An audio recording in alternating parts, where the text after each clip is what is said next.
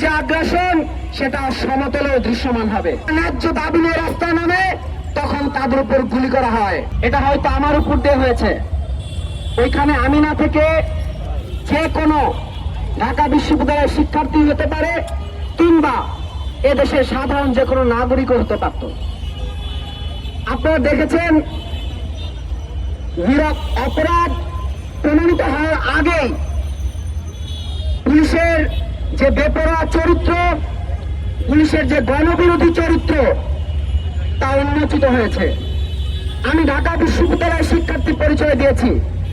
এরপরেও যদি পুলিশের আগ্রাসী ভূমিকা এরকম হয় তাহলে রিক্সা শ্রমিক, সাধারণ ক্ষেত মজুর, দিন মজুর, গার্মেন্টস শ্রমিক থেকে শুরু করে যে সাধারণ জনগণ, সেই জনগণের উপরে কি পরিমাণ শ্রেণীবিদ্বেষ যে রাষ্ট্র কায়েম করে তাই সাধারণ জনগণের কাছে পরিষ্কার। কালকে যখন আমার উপর আক্রমণ হয় আমার তখন মনে পড়ল কল্পনা চাকমার কথা। তিনি বলেছিলেন পাহাড়ের যে আগ্রাসন সেটা সমতলেও দৃশ্যমান হবে। আমরা দেখেছি যখন রাস্তায় শিক্ষক কর্মচারীরা তাদের গণতান্ত্রিক দাবি দেওয়া নিয়ে রাস্তায় নামলো, এই পুলিশ কিভাবে তাদের উপর আক্রমণ করলো। আমরা দেখেছি বিগত সময়ে ধর্ষণ বিরোধী আন্দোলনে যখন রাস্তায় ছাত্র নেতারা নামলেন তখন উল্টো তাদের উপর মামলা দেওয়া হলো।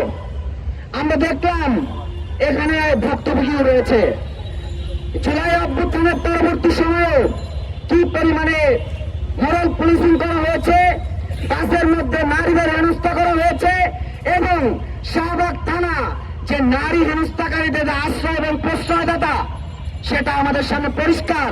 যখন দেখা যায় একজন নারী শিক্ষার্থীকে, ঢাকা বিশ্ববিদ্যালয়ের নারী শিক্ষার্থীকে হেনস্থা করার পর যখন থানায় আটকে রাখা হয় তখন তাকে আবার ফুলের মালা দিয়ে, গলায় মালা দিয়ে বের করে নিয়ে আসা হয়েছে।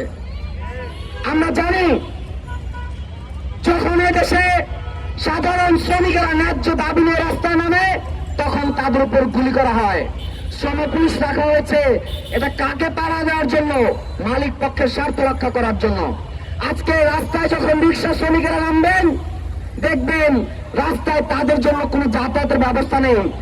দেখবেন ব্যাটারি চালিত রিক্সাকে তারা উপড়ে ফেলবে, কিন্তু ব্যবসায় কিন্তু করেছে ঠিকই বড় লোকেরা। আর রাস্তায় যখন তারা নামবে তাদের উপর আক্রমণ হবে।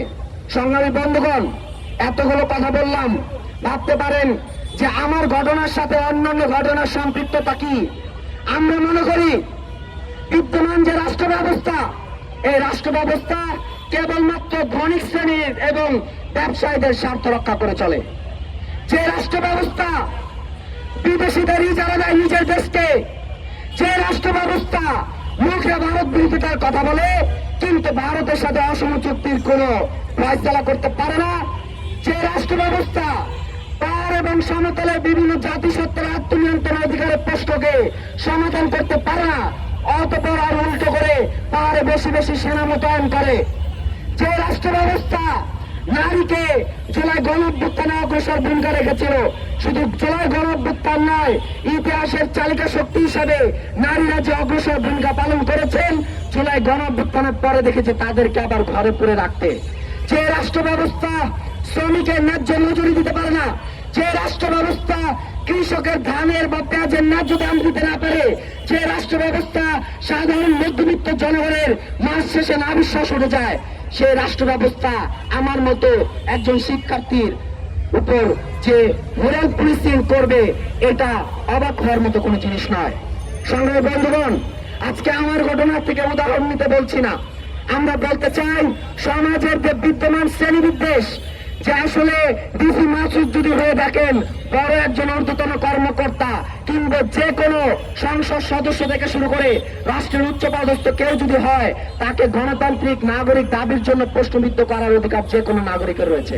এই চর্চা যখন কেউ করতে চাবে তখন দেখবেন ঢাকা বিশ্ববিদ্যালয়ের শিক্ষার্থী কেন, যখন সাধারণ শিক্ষার্থী বা সাধারণ নাগরিক পরিচয় কেউ যাবে তাদেরকে দেখবেন ভিতরে পড়ে রেখেছে। আজকে আপনারা মিডিয়া থেকে শুরু করে আপনারা সেই খবর হয়তো আপনারা নিতেও পারবেন না। আজকে আমি বিধায় ঢাকা বিশ্ববিদ্যালয়ে পড়ার কারণে শিক্ষক শিক্ষার্থী এবং সিভিল সোসাইটির এক অংশের গ্রহণযোগ্যতার কারণে হয়তো আমার উপরে যে আগ্রাসী ভূমিকা সেটার প্রতিবাদ হচ্ছে, কিন্তু এদেশের শ্রমিক, কৃষক, মধ্যবিত্ত, নারী, আদিবাসী সহ নিপীড়িত জাতি জনগণের যে সংগ্রাম, সেই সংগ্রাম কিন্তু আমরা সামনে হাজির করতে পারছি না।